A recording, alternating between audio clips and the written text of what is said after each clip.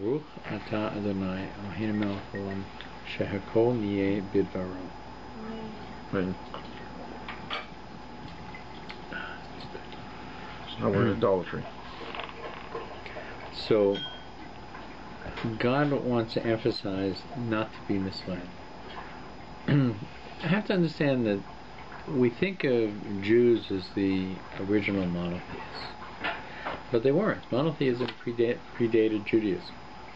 It's a very... Rambam writes about this, and it's worth taking a moment to review it.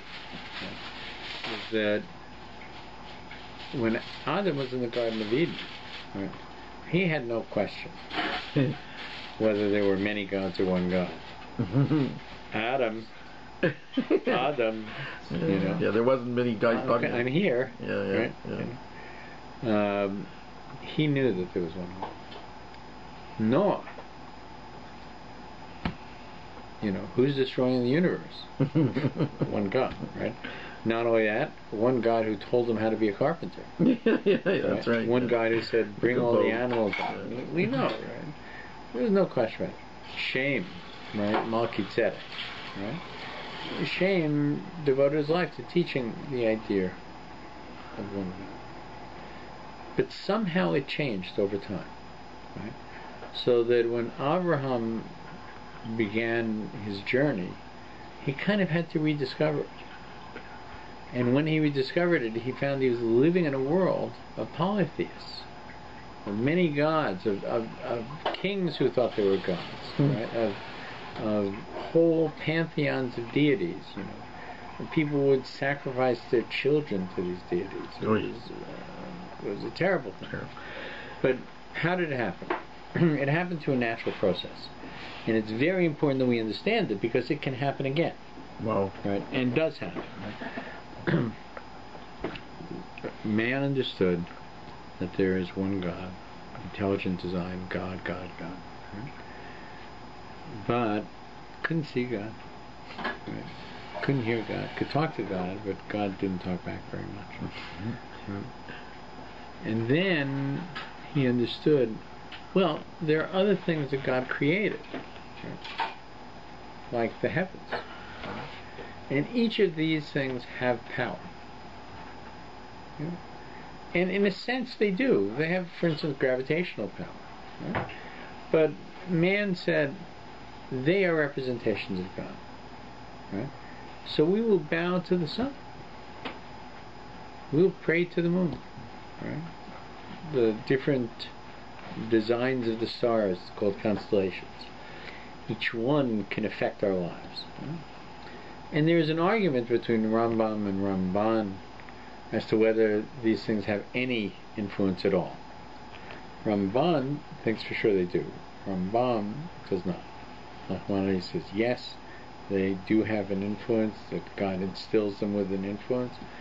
Maimonides says no, they're inanimate objects, they have no unique.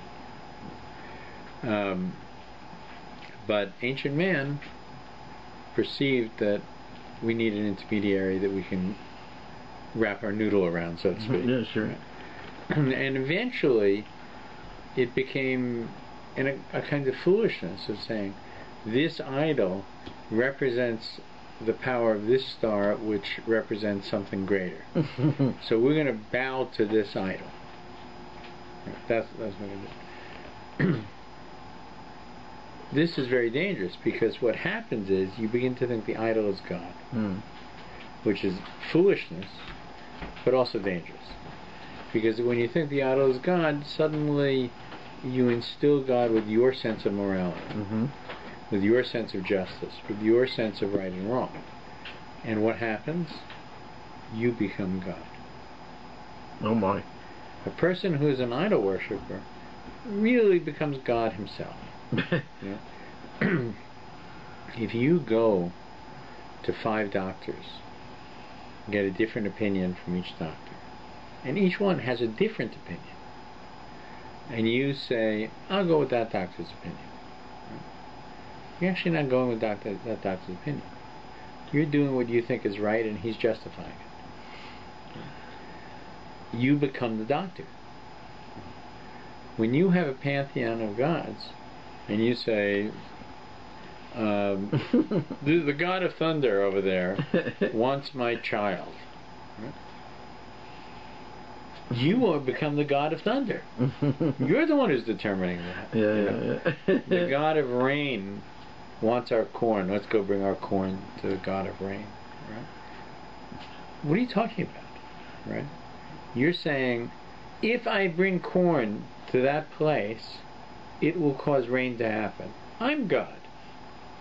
Right? I become God. So Abraham said no. Right? Kings are not gods. Very wealthy people are not gods. They're very wealthy. People with great power, they have great power. They're not gods. God, there's only God, one God. Right? And we're warned by God not to fall into this trap. You know, never to have an intermediary. Not even a person should be an intermediary. Right? God can choose the Kohanim in the temple, right, as a channel, as an open channel for His bracha. Right? Never think that they give the blessing. Right? It's a very important concept. You know, when you go to visit a grave, never pray to the tzaddik in the grave. Pray to Hashem that in the merit of the sacrifice of the tzaddik, that Hashem will remember a need that you have. But don't think that the tzaddik is the one you're praying to. It doesn't work. It's not only does it not work, it's counterproductive. It's a dangerous thing. We don't do it. Is it holy ground where the tzaddik is buried? I wouldn't dispute that at all. Right? But there's only one power in the world that can affect change in your life, and it's God. So he says the Breslovers don't. He doesn't. Rabbi Nachman didn't say pray to him. He pray, just go to the site. You know, I don't want to get into individual religious groups. You know, Hasidim as a whole have a very unique connection to the Rebbe. Is Rabbi Nachman a Hasidim? Yeah. Oh, he's considered Hasidim too. Yeah. Oh. He's Breslov. Breslov is still Hasidim. Yeah. There's a different version of him. Yeah. Okay. He was, I think, Rabbi Nachman was the grandson, I think, of the Baal Shem Tov. I'm not 100% sure, but I believe so. So I don't want to get into it. Clearly, their connection through the Rebbe, through the Tzaddik, is very important. I don't want to get into the individual philosophy. I don't think it's appropriate here. But you make judgments for yourself based on what Hirsch tells us about idolatry and how your behavior should be. So he talks about avodah zarah. What does avodah zarah mean? Avodah means the work, the worshipping, right? Zara of the other, right? We never, ever, ever worship the other, right? There's no foreign worship for us. So you might ask yourself, on Yom Kippur, what's going on with that ram? With the what? The ram. There's one ram that's for Hashem. One when we throw off the mountain there? One ram for Azazel. Yeah. Who's Azazel? What's going on here? Yeah. I thought everything was for Hashem. We have a sacrifice for... Is that the one they throw off the mountain? Is that what you're saying? Okay. But it says it's for Azazel. Oh, it says it's for Azazel? Yeah, that's the place. Who is Azazel? It's a place. Oh, it's a place. Okay. It's a place, right? But who are we sacrificing to? What are we appeasing Satan? What's going on? So, as we've talked about before, right? The Yetzer Hara, the Malach HaMavet, the angel of death, right? And the Yetzer Hara, the evil inclination, are all part and parcel of the Satan, who is himself an officer of the court, an angel of God, who does God's bidding. Make no mistake about it. He's not a fallen agent. He's not an opposing force. He does God's bidding. So the metaphor that's brought is when we bring the goat for Azazel, right? It's as though God said, "We're having a feast. Make sure that my chauffeur is fed well too." Okay. You know, he's waiting outside. Make sure that he's. Don't forget to. Because God says to take care of this, our taking care of it is part of the avoda of Hashem. On the other hand, if you set up an altar in your backyard, right beside the observatory, right, or the sukkah, Yeah. and say, you know, I'm going to start sacrificing chickens. Right? Yeah. God didn't tell us to do it. Yeah. Right? That's avodah zarah, and it's forbidden. Okay. You see on every side active forces and their carriers of nature. Elements and carriers of elements like the sun and the earth, the sea and the air. In the life of peoples you see nature, soil, rivers, mountains, and so forth. You see nature under the hands of man, raised to a power, and you see men with their wisdom and foolishness, power and weakness, passion and folly, fashioning, destroying, influencing the fate and the life of peoples, and an unseen force that holds sway over destiny and life. And in your own life you see the spiritual and animal in you. You see yourself as a creative force, bestowing a blessing or a curse on everything around you. So what he's saying is that you are composed of differentiating qualities. Right? So that within you is both the spiritual and the animal. Right? But nothing of all this exists or acts by its own power or its own will. Nothing of all this is a God, small g. All of it is created, the servant of the one, capital O, one, all-ruling and omnipotent, capital G, God. In nature, you see God's law hold sway. In the life of people, God's providence is supreme. In yourself, a strength is sent from God. You yourself, as far as your body is concerned, are subject to the laws of nature. You enjoy your moral freedom only as a free and loving gift from the Omnipotent. And with the freedom of will, you are called upon to subordinate yourself to a universal law as God's first servant. That much you have learnt today. So God is saying, he's repeating this, is to know that there is only one, and that everything you have should be directed to that. Never be confused when you see, terrible trouble. Right? Don't think that it is outside of God. Know that it is within God, and since God is good, know that it is for the good. It doesn't mean that you will understand it. But empirically we know it's for the good based on our history, based on our existence, based on all the good that is around us. What you have learned, however, you must absorb and take to heart as part of your life. This is a theme. I think he's going to tell us this many times. Yeah. In your actual life, you must recognize nothing as God apart from this universal sway of God. You shall have nothing alongside his omnipotent and all-pervading dominions. God alone shall be your prop and stay, the guide of your thoughts and feelings, your words and deeds. Beware, then, lest you take any creature and instead of subordinating to God, place it by the side of God as a deity, or worse still, as your God. Right. Used to be that there was a very famous racehorse called Secretariat. Oh yeah, Right? sure. Very famous. Right? And Secretariat was an animal. Right? But it had a very powerful personality, and the people around Secretariat recognized its personality. The horse's personality. Yeah. Okay. And so they brought the horse a pet. Right? They brought the horse a pet. Yeah. The horse had a pet goat. Huh. Right? Everywhere the horse went, the goat went with him. They spent time together. Right? And the goat had a pet too. I think it was a dog, but I'm not sure. Right? So there was sort of this chain of relationships that went on. Right? And each one was connected to the other. Right? There's no connection of anything to God.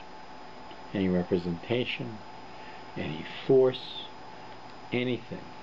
God is alone in this sense. Right? and it's an idea. When we say, the number one, right? God is one, right? There are two kinds of ones, right? There's one that comes before two, that comes before three, that comes before four, that comes before five. And there's one unique and standalone, right? When I take the first egg out of a carton of eggs, it's one of 12, right? Okay, it's the best egg, right? The others are little, this is big, it's the best egg. And it's the one, it's the man, right? But there are others. When we say Hashem Echad, we're not saying this is the most powerful God. This is the best God, the kindest God, the most, has the God of the greatest. We're saying this is it. Been there, done that, got the t-shirt. Yeah. One God, right? Not one of many, not one of two, not one of three, one, right? That's what it means, right? Nothing can attach itself to it. Just like the horse, you cannot attach the goat to it. It cannot be part of it. It's a separate thing. We'll have to. Beware least. Okay, I have to find the passage. I should keep my finger in the right place. Am I in the second paragraph? Yeah, 1, 2, 3, 4, 5, 6, 7, 8 lines down. Beware lest. Beware, then, lest you take any creature, and instead of subordinating it to God, place it by the side of God as a deity, or worse still, your God. Beware lest, in observing the law of nature and the law which governs the history of mankind, instead of honoring the wisdom of God displaying in them, you place natural law in nature and fate in history, and not below God but alongside God. So this is like an essential thing. Is that we have many ways of observing the world, the physical world, the line of time, many different kinds of things that prove powers exist in the universe. Right? We should always know that it's not powers. There is one power that may use. How does an airplane fly? Is because God takes it and goes like this, like we do with a paper airplane, and so it flies? Not quite. God creates the chokhmah, the wisdom, that the Wright brothers would come up with it. And so it progresses, right? It's not something independent of God. It is a process. So that when you look at that airplane, it is as though God took it and went like that, right? Because God can, but He doesn't work that way. So you should never think when you see all these things, how history unfolds, how things are created, that there are any forces other than God. Right? You stand in religious awe of it, or lest overlooking your own illumination, you proudly elevate yourself into a God. This is what we talked about before. Beware lest instead of building your material life on God alone, you base it on the wealth or the power of or knowledge, or cunning, or the like. If you do any of these things, you sin against the law. Thou shalt have no other gods before me. Right? So no other gods before me doesn't mean I'm worshiping an idol. No other gods before me can be, this is my lucky t-shirt. Yeah, you're like my t-shirt. I don't play hockey without this t-shirt because this t-shirt is the key to my success in hockey. Right? Yeah. Key, right? When a doctor gives us medication, right, we make a mistake if we think there's okay, I'm done. Right? We should pray for good health. Right? So what's the pill doing? If I'm praying for good health, God can give me good health out of the pill. No. God intentionally works through the natural course of things that He has created. But He created to make the pill. So He creates the aspirin. Yeah. Right? There's a very famous story of Rabbi Hanina ben Doza. Hanina ben Doza was known as somebody for whom miracles happened. Really? He lived in the time He's of actually known. Right? It's Friday night, and his daughter came to him and she said, Father, we have no oil in the house for Shabbos. Oh my. And he said, have you vinegar? And she said, why? Yes.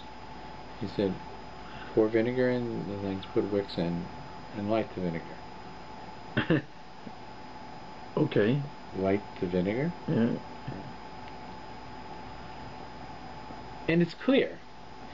He who created the law that oil should burn can equally create a sub-law that says Hanina ben Doz's vinegar should burn. Okay. It's very simple. Yeah, Not sure, hard. sure, you know, what's difficult for God? But if you don't think that's possible, the vinegar won't burn. Hanina ben Doz had no question. He is so sure. It's all God's universe. So it's Friday night. I have vinegar. Light the vinegar. The vinegar will burn. Right? Maybe for me the vinegar might not burn. Maybe for you it might not burn, because we don't have the high enough level of emunah to understand that it's only an illusion that oil is unique and the vinegar can't burn. God can say, vinegar burns tonight. And it burns. And it will. He can open up, the world. We have earthquakes, we have typhoons, we have tsunamis. Right? These are all, they can happen in the blink of an eye. Right? So it can be that vinegar can burn too, for Hanina ben Doz. And we have to. Did it? Yeah. Okay. No problem. They No had problem. a whole Shabbos. They had light for the whole Shabbos.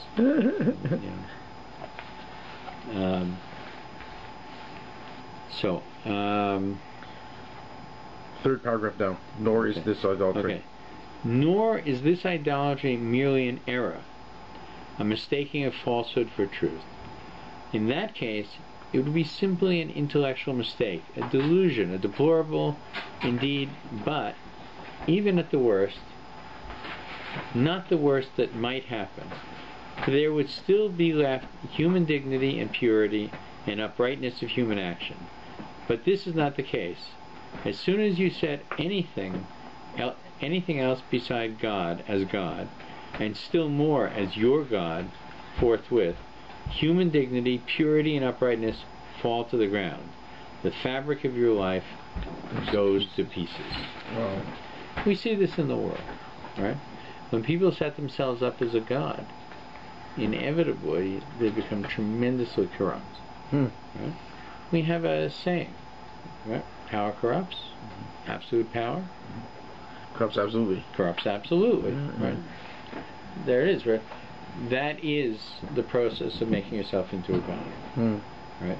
When you have absolute power, you're confusing yourself. You think you're a god. Well, first of all, you don't have absolute power. You have very limited power. You control the most powerful country in the world. Okay, it sounds good. Relative to the weakest country in the world, you're important. Yeah.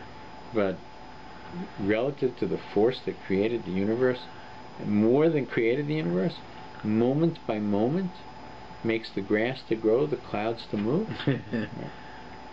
You don't have They're pretty absolute power. insignificant. Yeah. Who was it? Persian, Iranian, who could not get his ships to leave. And he understood what he had to do was change the tides in order the ships would leave. So he threw chains into the sea to chain the tide. Because he believed, I have absolute power, I can change the tide. The ships didn't leave, the chains sunk. It was, the tides will be controlled, as God sees them to be controlled. But interestingly enough, God could do a miracle to change the tides at that moment too. Just that's not the way to get him to do it, just by throwing chains in.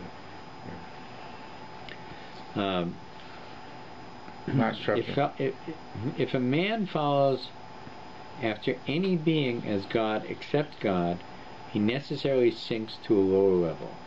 As soon as a man thinks of any being as independent and as belonging only to itself, it must appear to him as tyrannical, intent only on self-aggrandizement and producing only for self-gratification. Hence, the man who reveres such beings as gods must of necessity regard unbridled violence and self-indulgence. Let me say that again.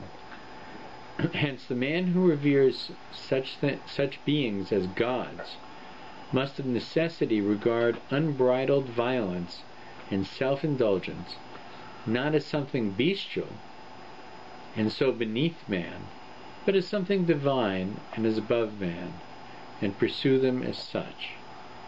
This is like a prophecy. He was living in Germany in the mid-1800s. Look who comes later, yeah. And a man would come along. Right?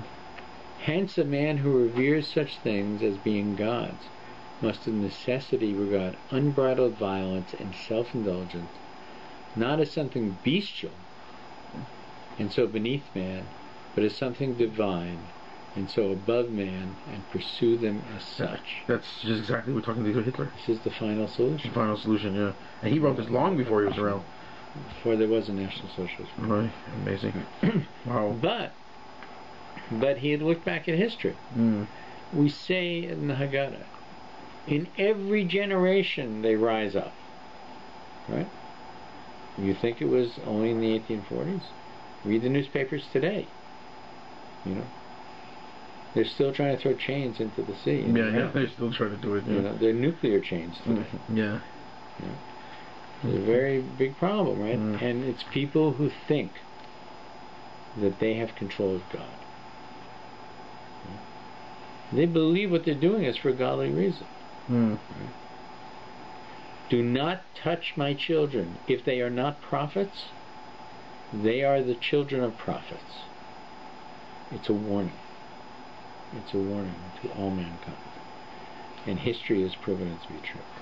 We never know how it's going to work, how God will do it. But history tells us that we know what the final process will be for those who curse Israel. Much more. Nay more. 1, 2, 3, right, 5. I see, yeah. Right.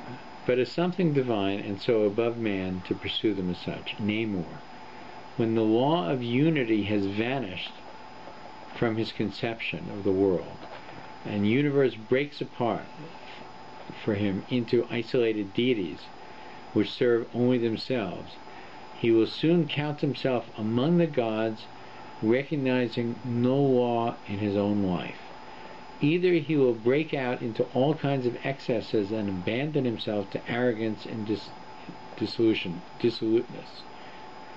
So he has a choice of violence or just simple corruption. Right? This was a discussion that went on between Jefferson and Adams. Really? Yeah. Is that Adams himself was a religious man. Jefferson believed in the goodness of man. And he felt that God did not need to play a big role in the creation of America. And Adams disagreed with him and said, without the morality of God, you know, as described in the Bible, man will eat himself alive. Will become incredibly violent. Jefferson said, no. Man is inherently good. It won't be a problem. Adams said something very wise to him. He said, you know that the government may not have to use the Bible's morality as a guidepost. We may not need to have God as part of the government.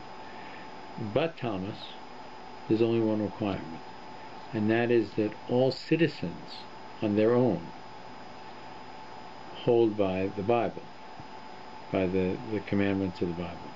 If that's true, then the government may not have to do it for them. But since we know that that will not be true indefinitely, the government has to do it. And we have to enshrine the values of the Torah into the system. We must do it in order to preserve. And of course we see in other places, when this breaks down, it's not simply that the government falls, it's the worst kind of violence, the most horrible, bestial, non-human violence that we see happen. Because people set themselves up as gods. And if it is only in your material life that you place another god, or a human being, or yourself, by the side of or over against God, your course of life inevitably becomes confused. And when you attach yourself to the God of your delusion, you are driven to forsake the God of truth, emes. Inevitably, you will forfeit the vocation of a man and an Israelite. So he's coming back now to this. He's reminding us, all men have a relationship with God. All men. But the Mensch Yisrael, right? He has a double relationship from creation and from Yetzirat Mitzrayim, from leaving Egypt. Right? You will forfeit this vocation, this unique vocation that is given, right? Of being an Eved of Hashem, emes, a true servant of God. In order to snatch some advantage, or to secure your property, or to gain the favor of the owner of a property, or to indulge your own fantasy, you of necessity leave God's will out of sight and become either the slave or the idol of your fellow creatures, although you ought to be only their brother, a child like them, of the one and only God, man and Israelite. You are woven into this story. There's no way out. And if you choose to deny your role, it is only to your pain. In the end. That's what he's saying. You have been selected. Right?